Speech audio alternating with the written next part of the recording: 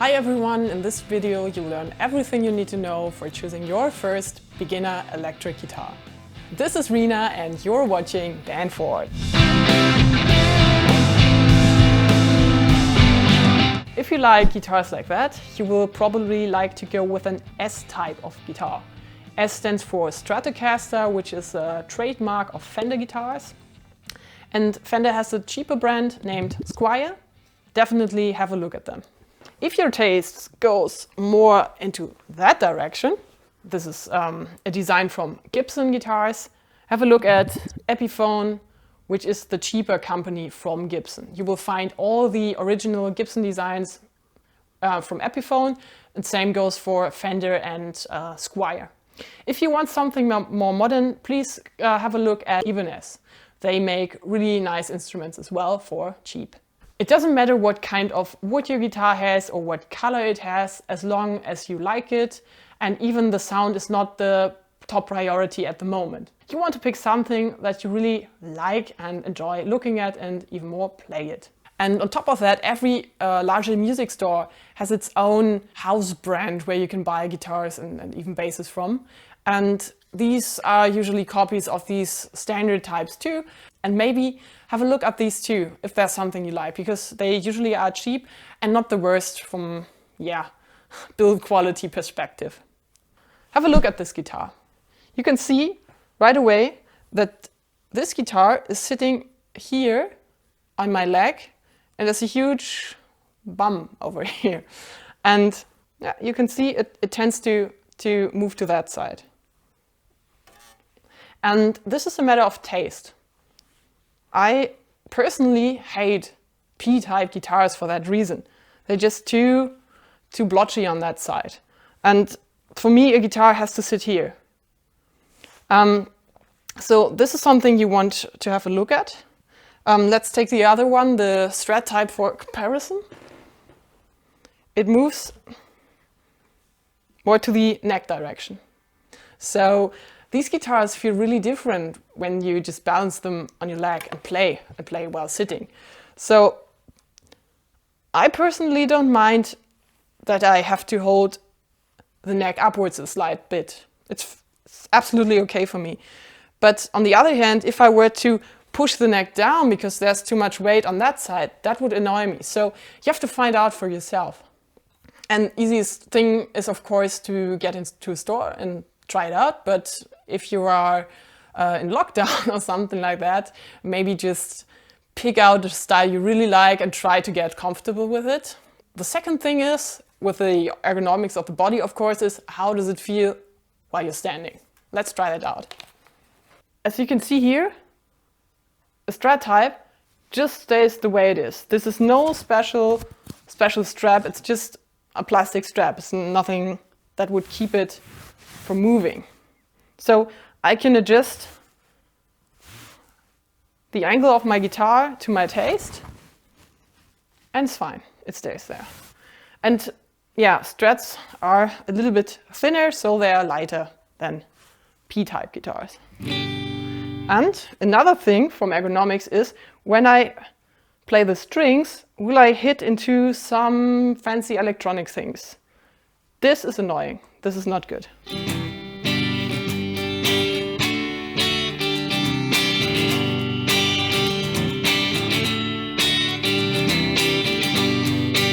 So it can happen that, a real Strat has this toggle switch, and you can, if you play too expressive, you can hit it and then your pickup settings will change.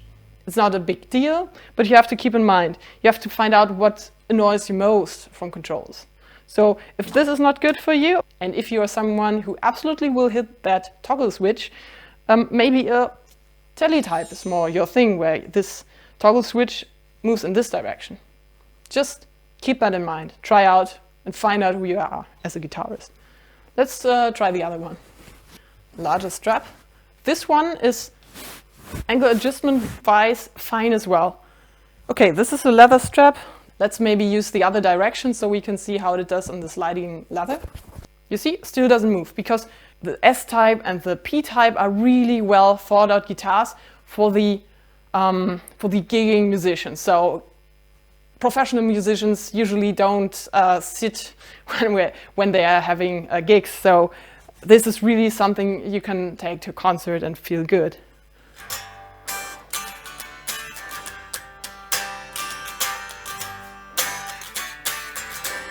You can see, even if I'm playing really expressively, I cannot hit any switches down here.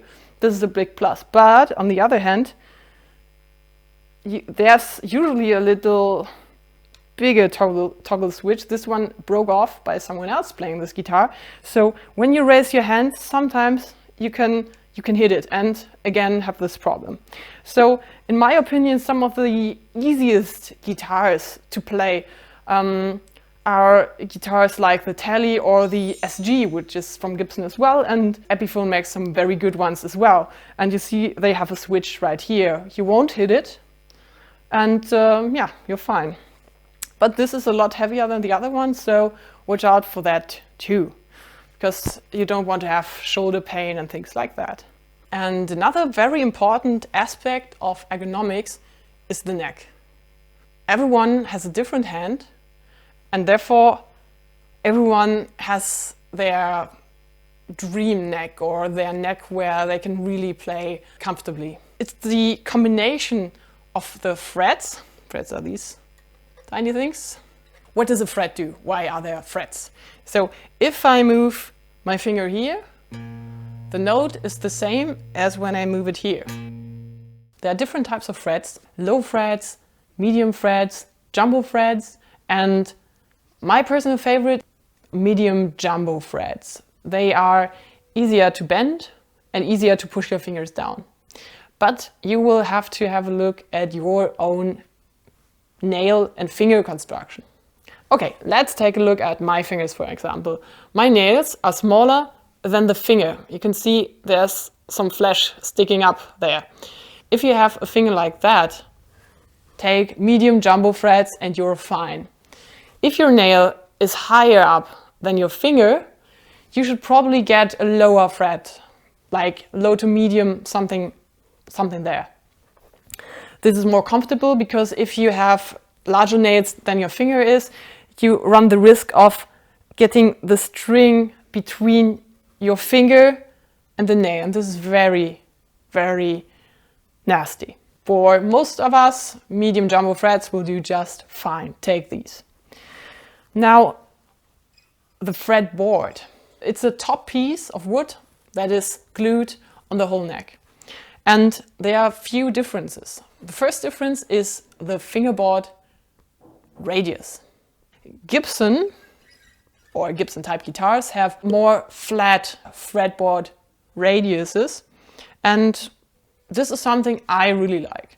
The Fender style guitars have a rounder fingerboard. So this is the part where you should go somewhere and try some different guitars out just to see what fits your hand. Another thing is the neck profile. The neck profile is the way this back of the neck is carved.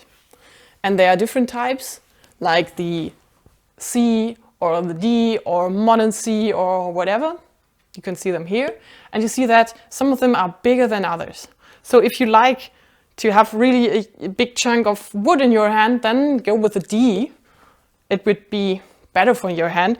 I prefer the slimmer ones because they're more comfortable. I don't have such small or such big hands. I think I'm right in the middle, but a smaller profile feels more natural to me.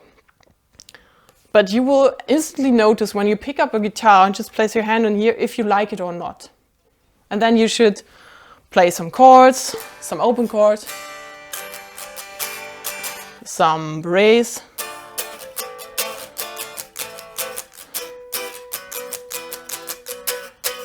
And you will see if the whole geometry fits to your body. Another thing that really matters is the string action. The string action is basically the distance between the fretboard and the string. So the higher the action, the more you have to push down the string in order to get a tone. So for a beginner, take a low action guitar. Make it easy for your hands until you get the feel and until you get comfortable with it and build strength. This can be dialed in. You can dial it in on your bridge, and this is the nut, by the way. You can tweak the settings there a little bit more, but you have to make sure that even if you play any note, and so on, I skipped some, nowhere should you hear this a snarling sound, something like a buzzing sound, because this means that your string is hitting some of the frets. So this is the point where I would suggest not to buy a used instrument, but to buy a new one and get it and give it to the technician in the shop where you're buying it, and letting them just dial everything up fine, the lowest action possible, and you'll be good to go. If you buy a used instrument, you don't have access or easy access to any service, or you will have to pay for it. If a price of a used guitar with a service added to it is still a lot cheaper than a new one, go for the used one. But you have to keep in mind that this could be an issue for you. What kind of string to take? I would suggest for any beginner to take .9 gauge strings. This is a classic all-round string. It sounds fine and it plays well. If you are a girl or a woman and you are struggling with bendings, if this is very hard for you, take .8 gauge strings. These are easier to play because they are less messy, and so you don't have to put so much force in it. Which brand to get as a string? I would just pick the one that is easily available to you. Where I live, the Dario strings are the easiest to get and they are very durable, so I would recommend these. One final thing I want to mention about ergonomics is that there are different scales. This means that the distance from your nut to the bridge can be longer or shorter. Gibson guitars, and therefore also Epiphone guitars, a smaller scale than Fender and Squier guitars. Guitars with a smaller scale are easier on the fingers because the strings are not that tense. Of course, it's a matter of taste, but take this into consideration as well. If you have weaker fingers, try to get a small scale guitar. And even if you have really small fingers, like the size of your fingers, try to get a smaller scale as guitar, because you will have less difficulties to stretch out in order to reach certain frets.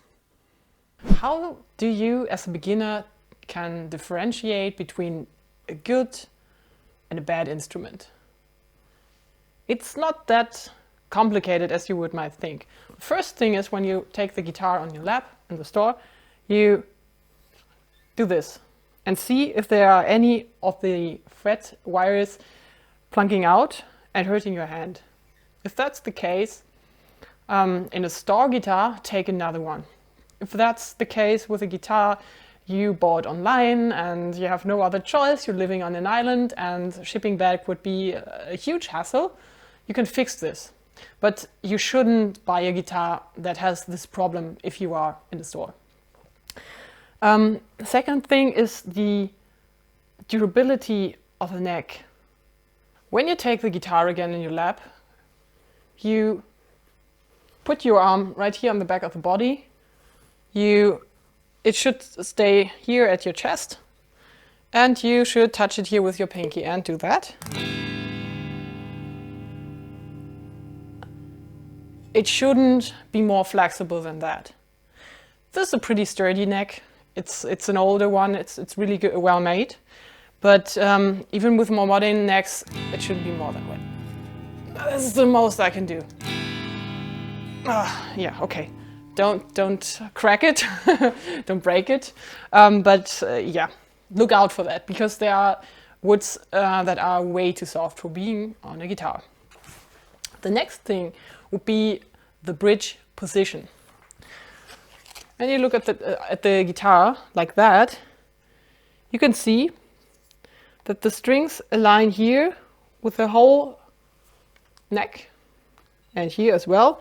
They align with the small little screws that are on the pickups and then go through the body, like on this guitar. There are other types of bridges, that doesn't matter, but this bridge should be aligned so the strings are in the middle of the neck, not to this side or to that side. That's bad, because it means that either your neck is not straight in the neck pocket, which is not good, or the position of the bridge is not right. So have a look at that. The last thing you should do with the neck is have a look there, like that.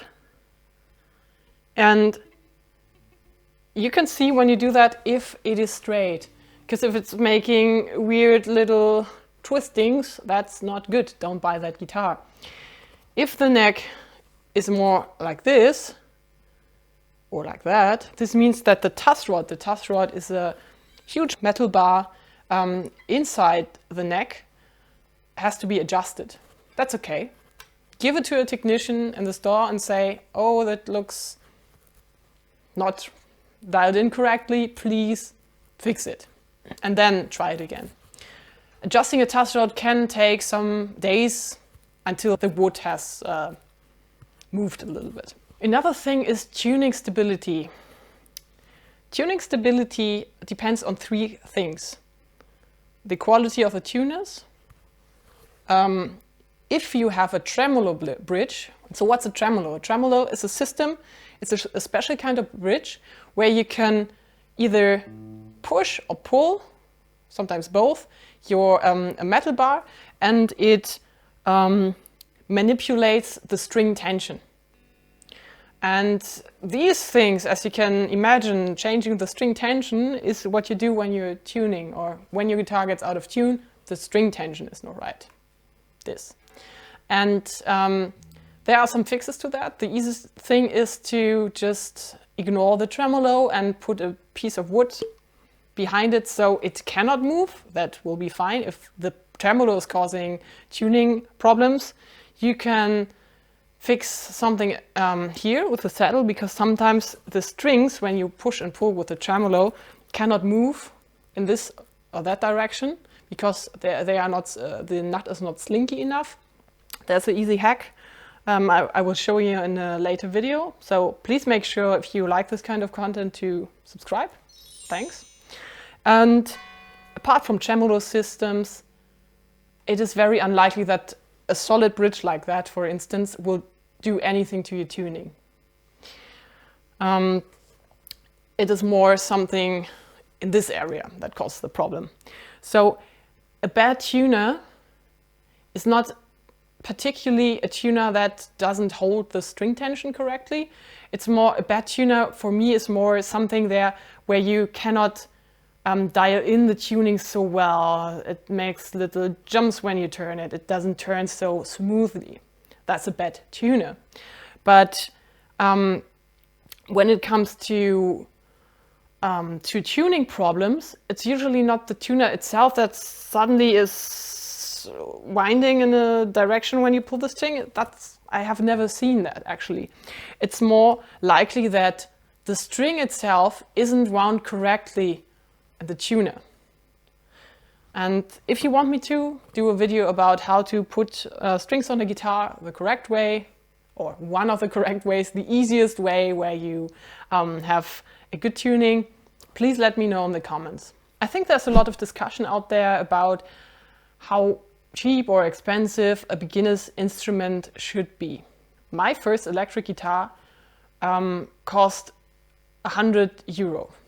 It was really, really cheap. It had some issues with tuning stability because it was a Strat type, a S-Type, and it had a tremolo, which I actually never worked with, but I should have fixed that. This was the only thing, but apart from that, it was really comfortable, it was well playable, and I really liked it. Even the sound was okay. And so I wouldn't say that you have to spend $300, otherwise you will get a shit instrument. No, I don't think that. I think it really depends on what kind of instrument you want to have.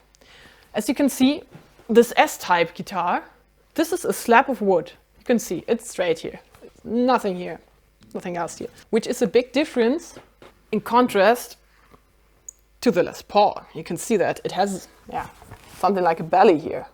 So you put 2 slabs of wood on this guitar and then carve this whole thing out in order to get that look. It's obvious that this guitar has to be more expensive if it's supposed to be the same build quality as this type of a guitar. I think that's common sense. Even if you see the thickness differences, this has to be more expensive because there's more wood involved.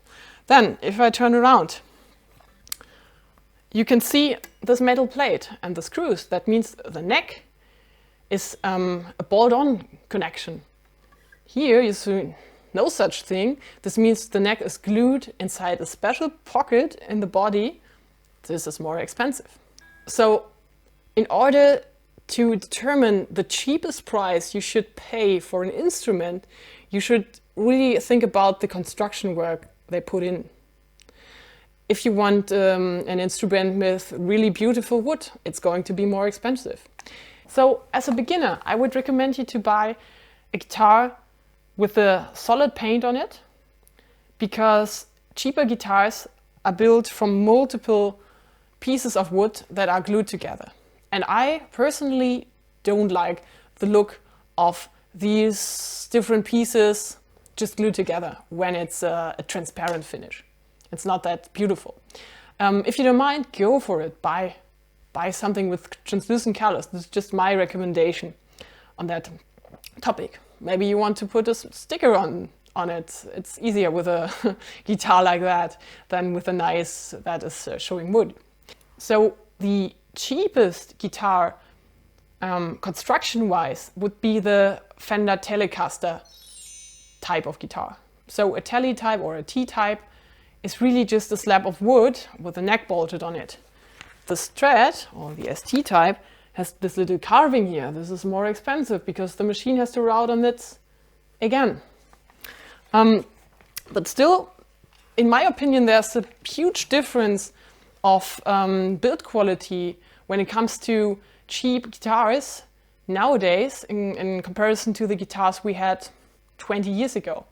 Because nowadays all the bigger companies manufacture these guitars with CNCs, and you won't have a neck that is not the right diameter here, and this changes here, and it's all over the place, which was the case 20 years ago. This is another topic that brings me to the opinion that you shouldn't buy an older used guitar. Because when you manufacture a guitar by hand, you really have to know what you're doing. Otherwise, there could be major problems with it. This is why nowadays you can buy a cheap guitar and it will look and feel and sound good. Now, how much do I have to spend? There are Squier Telecasters that cost about $200. And there are more expensive Epiphones that cost around $400.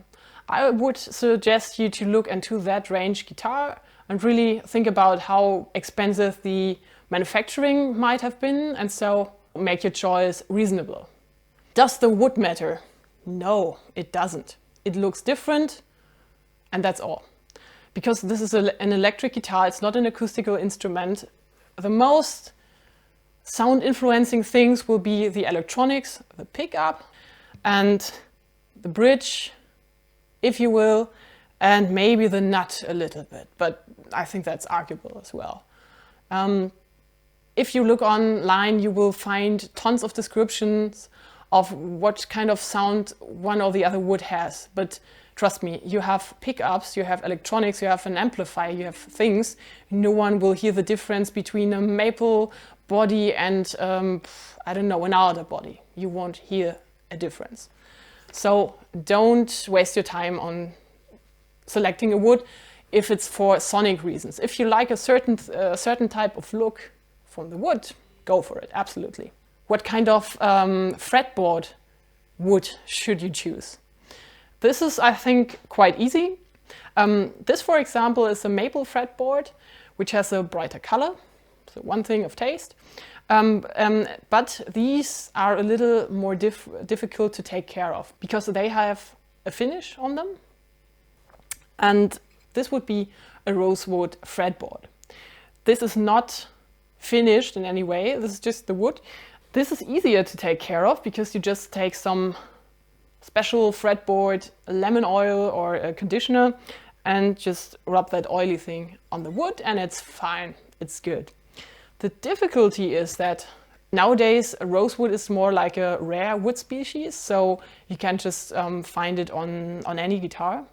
They swapped rosewood and ebony, which are classic types of fretboard wood, which are very easy and very nice to play, with Pau Ferro, which is a very hard wood, and another one, you can find it here because I forgot. But in my opinion, I would not recommend you to buy a Pau Ferro neck. It's because Pau Ferro can lead to allergies. You don't want that. And the other wood, I don't have any experience with that, and I've read some mixed opinions on it, because some say that it's really soft and it's really difficult to glue on properly, and if these are the only options, go with a maple neck, and we will talk about how to take care of these. If you, for instance, start with an instrument that is $200, and after a while you say, I don't like the sound that much, you can go to the store and get a new pair of pickups.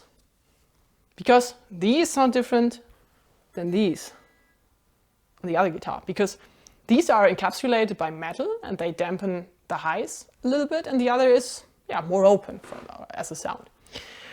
So you can do a lot with changing pickups, but you can also do really a lot with changing electronics. So electronics that sounds so sophisticated, but it's actually not. There are a lot of good tutorials, and really, if you want to know more about guitar electronics, let me know in the comments and I will get back to you about that.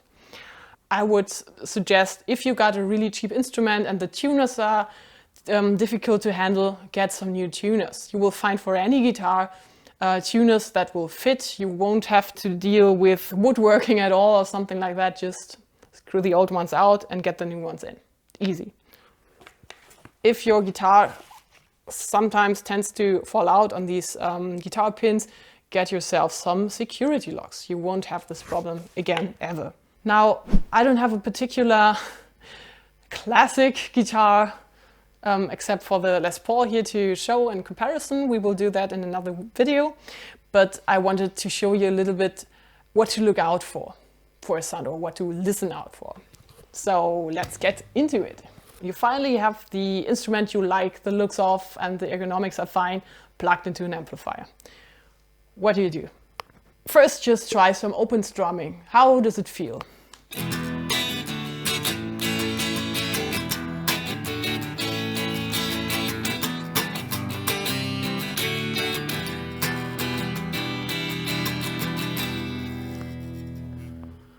Okay, you got a sense of what is going on. Let's change the pickup.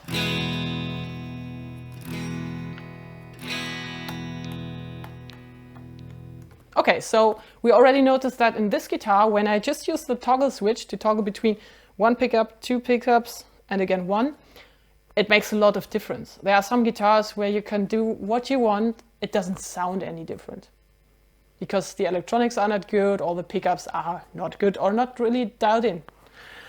So after you checked a little bit of that and got some feeling, just choose some break chords.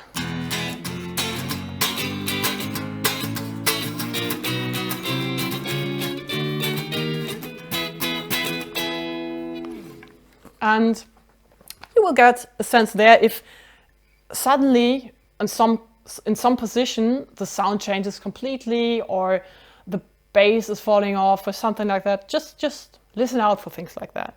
And then you want to check if your fingers move well on the fretboard.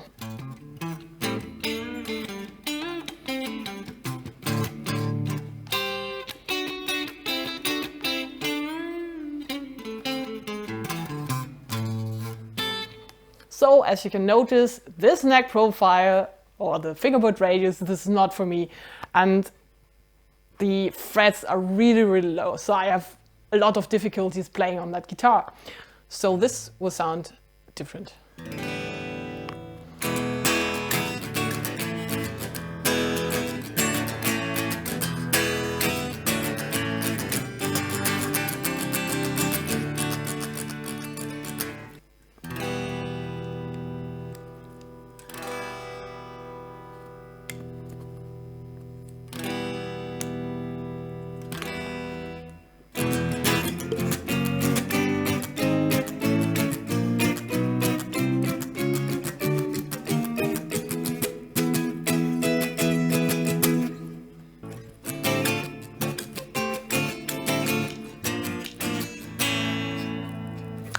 And you might have noticed that always when I'm playing it here, it somehow sounds a little bit out of tune.